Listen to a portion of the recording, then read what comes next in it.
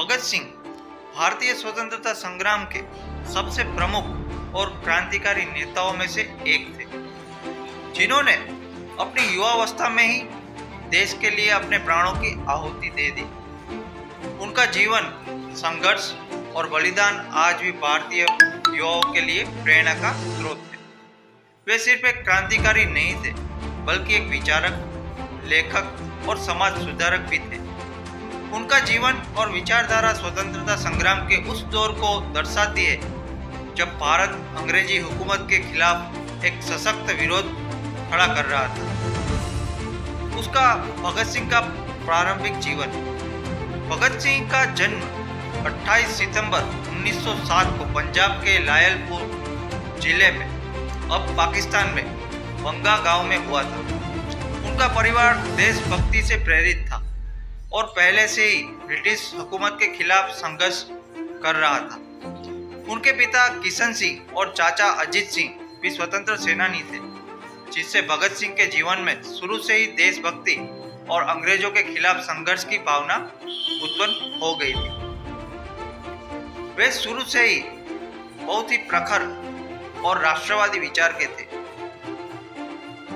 जब जलियांवाला बाग नरसंहार 1919 हुआ, भगत सिंह सिर्फ 12 साल के थे, लेकिन इस घटना ने उनके जीवन पर गहरा प्रभाव डाला।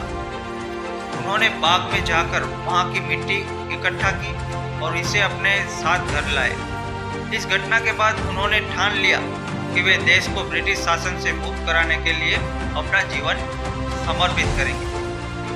भगत सिंह का शिक्षा और राजनीतिक जागरूकता। भगत सिंह की प्रारंभिक शिक्षा गांव के स्कूल में हुई, लेकिन उनके राष्ट्रवादी विचारों और राजनीतिक जागरूकता को देखते हुए उनके परिवार ने उन्हें लाहौर के नेशनल कॉलेज में भेजा। वहां भगत सिंह ने न केवल औपचारिक शिक्षा प्राप्त की, बल्कि वे कई क्रांतिकारी गतिविधियों में भी सक्रिय रूप से भाग लेने लगे। वे अक्सर उन विचारों का समर्थन करते थे जो ब्रिटिश साम्राज्यवाद का विरोध करते थे।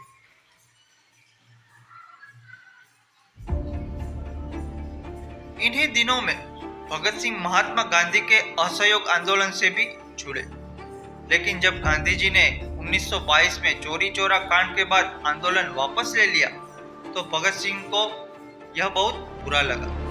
उन्हें महसूस हुआ कि केवल अहिंसा के बल पर अंग्रेजों को भारत से बाहर नहीं निकाला जा सकता और इसके लिए कुछ ठोस कदम उठाने की जरूरत है। यही से उनका झुकाव क्रांतिकारी आंदोलनों की ओर हो गया। क्रांतिकारी गतिविधियां। भगत सिंह लाहौर में रहते हुए कई क्रांतिकारी संगठनों से जुड़े। उन्होंने चंद्रशेखर आजाद के नेतृत्व वाले हिंदुस्तान रिपब्लिकन एसोसिएशन, बाद में हिंदुस्तान सोशलिस्ट रिपब्लिकन एसोसिएशन नाम दिया गया, उसमें वो सक्रिय भूमिका निभाई। भगत सिंह मानते थे कि केवल सशस्त्र संघर्ष के माध्यम से ही ब्रिटिश शासन को भारत से हटाया जा सकता है। 1928 में लाला लाजपत राय पर ब्रिटिश पुलिस अधीक्षक जेम्स ए स्कॉट द्वारा लाठीचार्ज किया गया, जिससे उनकी मृत्यु हो गई। इस घटना ने भगत सिंह को अंदर से हिला दिया। उन्होंने इसके विरोध में स्कॉट को मारने की योजना बनाई, लेकिन गलती से जेपी सोल्ट्स की हत्या कर दी। इस घटना के बाद भगत सिंह और उनके साथी राजगुरु, सुखदेव आदि को ब्रिटिश पुलिस से बचने के लिए कई बार छिपना पड़ा।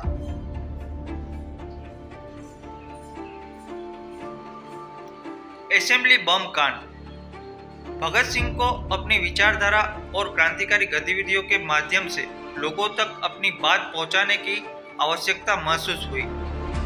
इसी उद्देश्य से उन्होंने और बटुकेश्वर दत्त ने 8 अप्रैल 1929 को दिल्ली की सेंट्रल असेंबली में बम फेंका।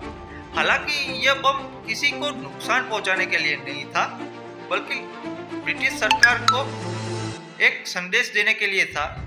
बम फेंकने के बाद भगत सिंह और बटुकेश्वर दत्त ने खुद को पुलिस के हवाले कर दिया। उनका एक नारा था, इनकलाब जिंदाबाद, जिसका अर्थ है क्रांति अमर रहे। वे यह संदेश देना चाहते थे कि यह क्रांति तब तक नहीं रुकेगी जब तक भारत को स्वतंत्रता नहीं मिल जाती।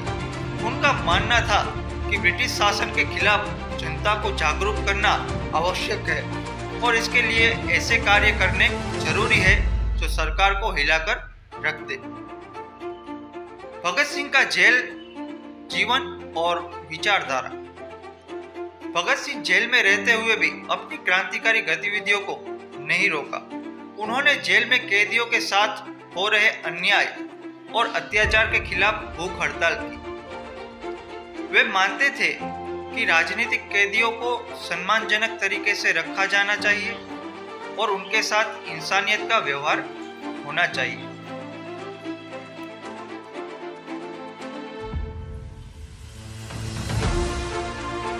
जेल में रहते हुए उन्होंने कई किताबें पढ़ी, लेख लिखे। भगत सिंह मार्क्सवादी विचारधारा से भी प्रभावित थे और वे एक समाजवादी भारत का सपना देखते थे।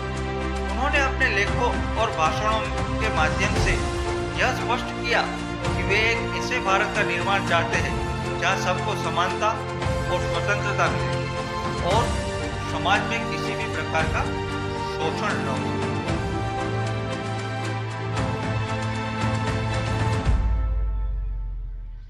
भगत सिंह की मृत्यु। भगत सिंह, सुखदेव और राजगुरु को सोर्स हत्या मामले में मौत की सजा सुनाई गई। 23 मार्च 1931 को इन तीनों क्रांतिकारियों को लाहौर जेल में फांसी दे दी गई।